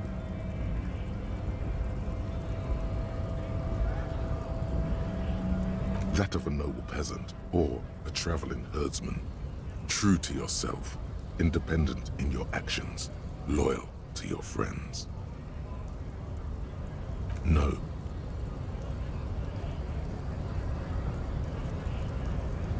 No.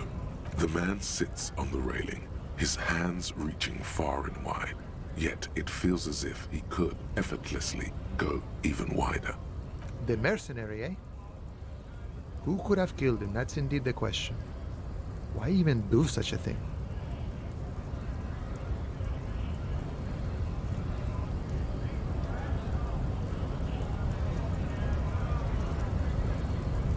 What a thought! Why would noble workers resort to such a thing? Unless they were pushed, of course.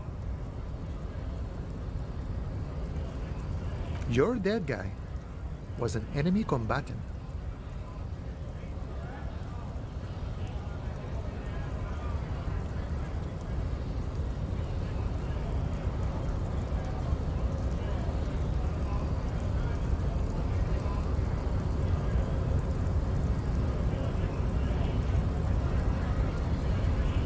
He was an agent of the opposition, attempting to undermine our honorable efforts.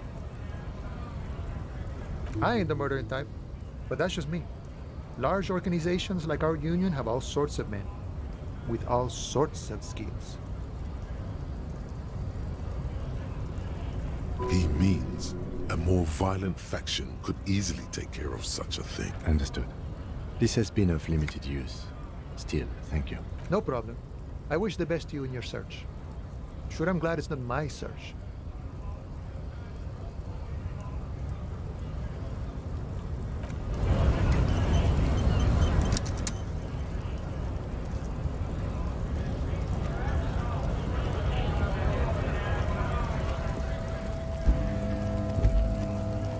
A lorry stuck in the traffic jam. The windows are clear. They've been recently washed. You can see a lorryman's cabin with person.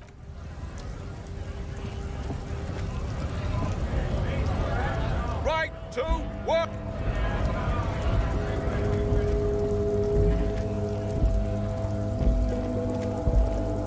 Looking for something?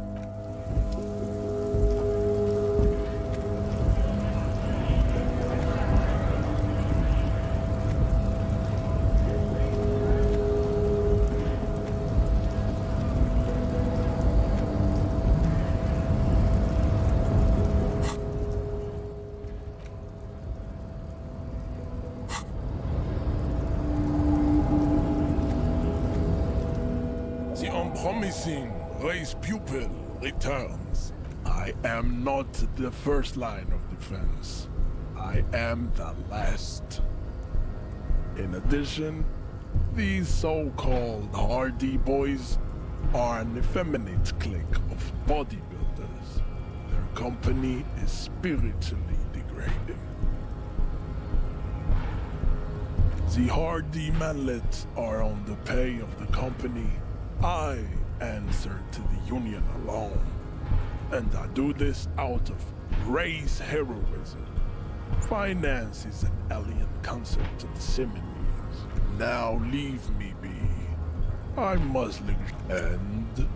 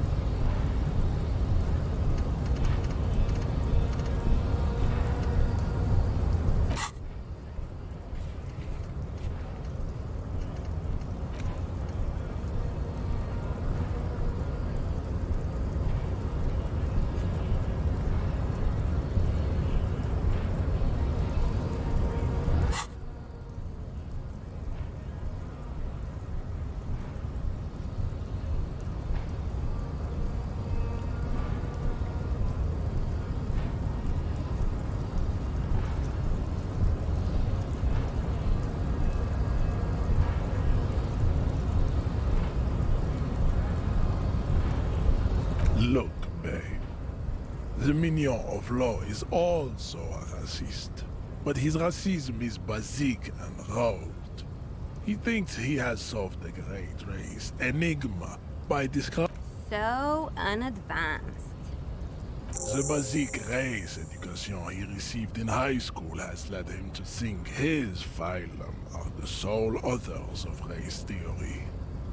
An esoteric study reaching back to the ancient mass society of Pericarnassus over 4,500 years ago. You could have used this opportunity to overcome your narrow, Al-Ghul-ravaged identity.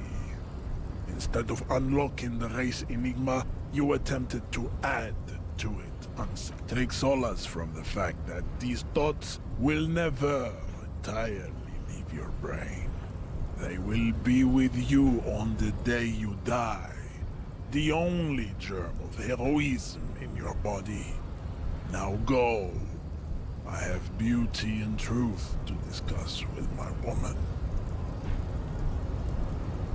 Damn, Jean. How are you so romantic?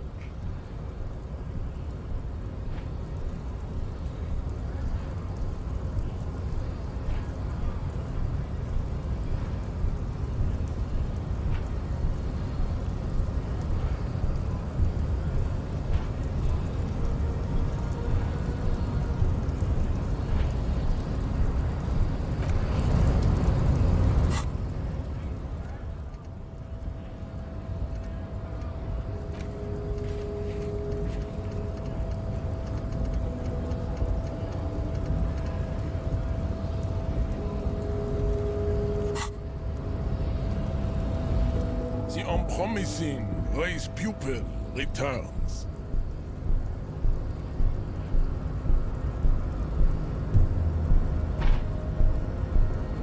Racist. I am True. That is a noble cranium. correct.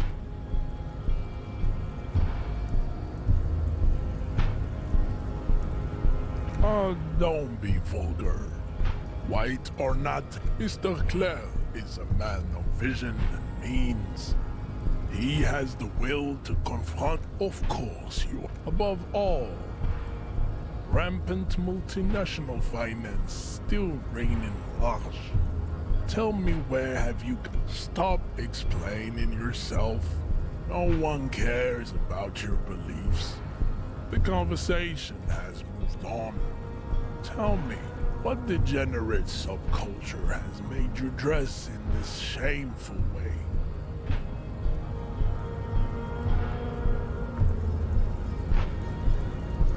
Offshoot, I am not surprised you enjoy it so much. This has happened to many of the I am a descendant. No. I have heard about... He would be appreciative if you did not further... Yes. This could have made him more open to discussing the race enigma with you.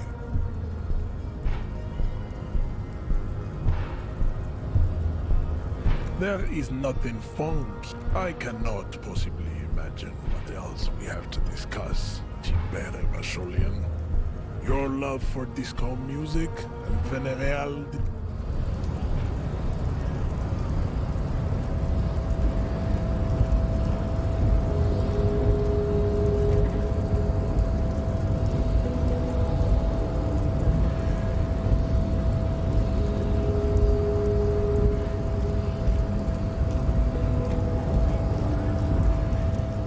Promising race pupil returns.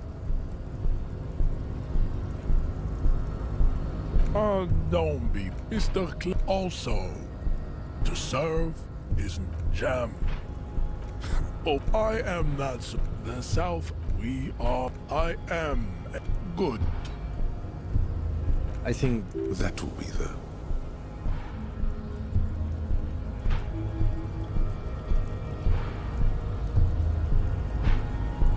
he will grant us 3 wishes. Your pedomorphic friend has quick wits, a protruding occiput, and an indented zygomatic bone.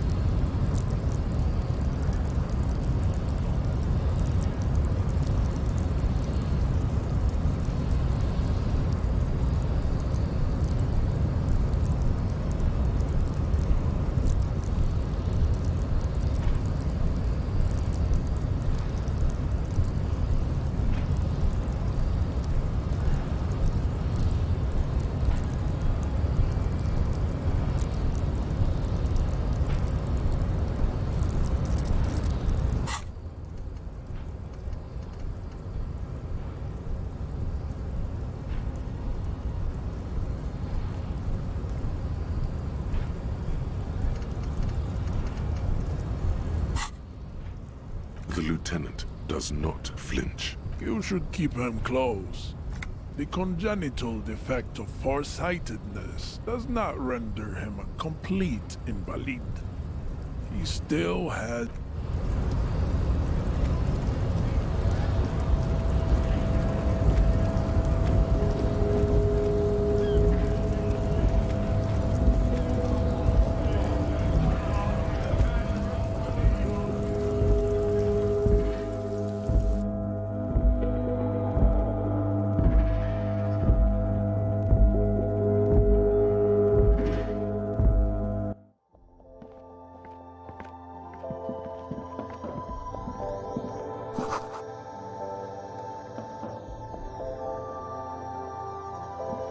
The tear machines. Your bottles clunk into the machine.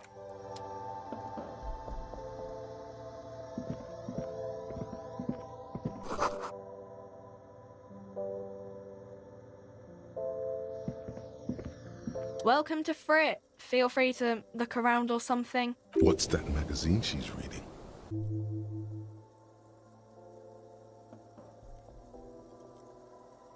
I don't know. Frit? A 7 to 11 grocery store. I think they think that the extra tea makes it funkier. You mean this? This is Pop Stars. It's got, like, famous people in it. Looks like it also has something called Police de la Mode, featured on page 34. This speaks to you.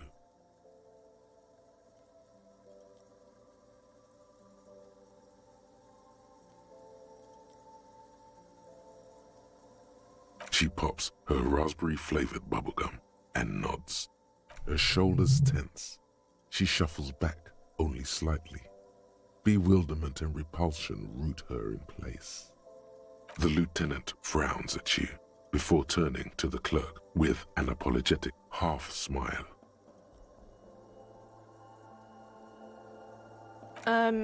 Okay. I'm not really supposed to be chatting to anyone, but... A warehouse? I don't know. Maybe. I don't She scrunches up her face. Fine. Frit doesn't have a warehouse. Just a little back room here. Okay? I don't really know anything. I mean, I know it's there, but I haven't seen it, so... Not really. No. I didn't know him at all.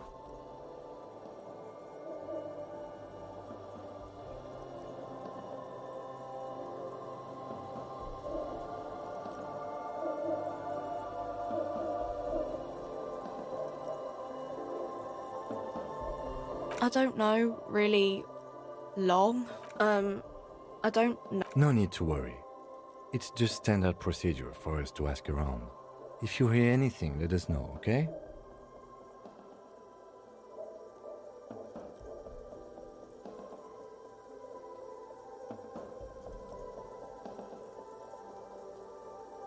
Okay. Uh-huh.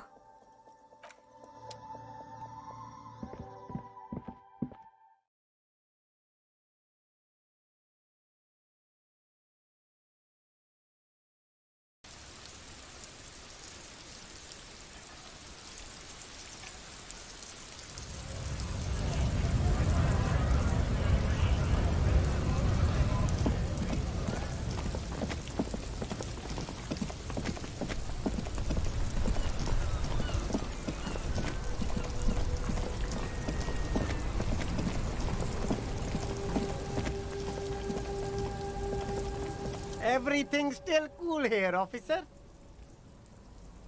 Drugs? I don't go in for that, officer. Drugs ruin lives. Unless you're into drugs, of course. In which case, drugs are excellent. Mwah! Tasty, tasty drugs. That's very cool. That's cool. That's even cooler. You investigating that and all. But I am not a lorry driver. I'm just a street vendor. I don't know anything about that. Who said that? It's the fat racist, right? I bet it's him. He has an agenda against me because I'm an immigrant who who works harder than he does. He's a hater.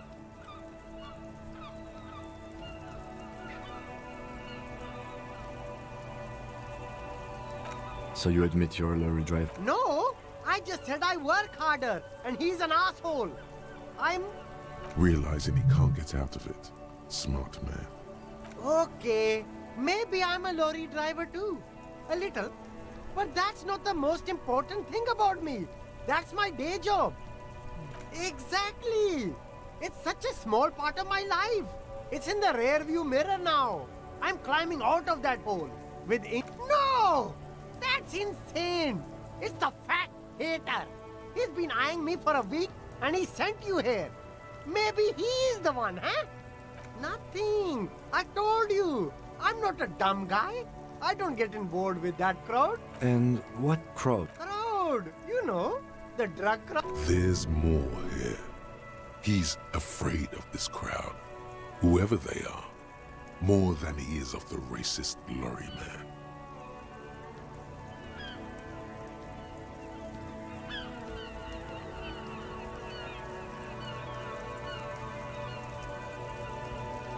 Look, there's bad people doing bad things here.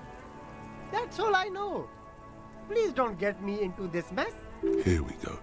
There's a tiny bit of truth on the table. Zoom in on it.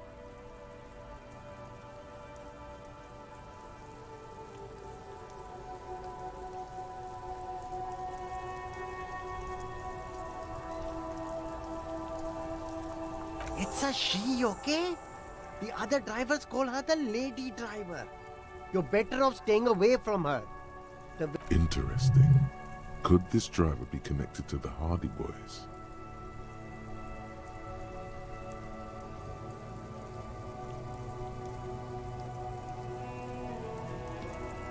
I don't know. I'm not local. I don't know anything about that. All of them. I don't know. I told you all I know. Are we cool now? I really want us to be cool now. Who exactly is talking about this lady driver of yours? The racist or the other one with the tattoos? All of them. Even the ones who've left. I don't hang out with them. I don't know. Maybe. If she is, I haven't gone near her. I don't get involved. All right. I scored. Let's cap this off with a purchase. You can walk away from here with funky sunglasses, detective. Both of you. You...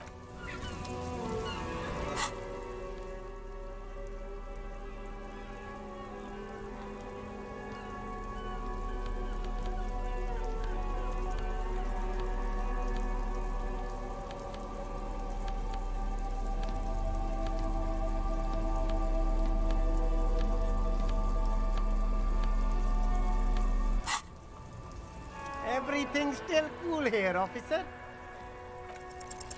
No need to dress this one up.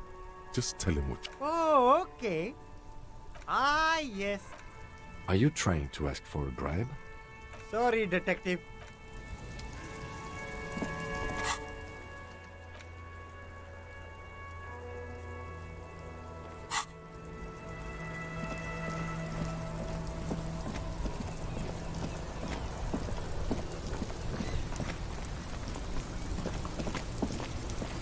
Make way for the Master Pope. I don't want to talk about that.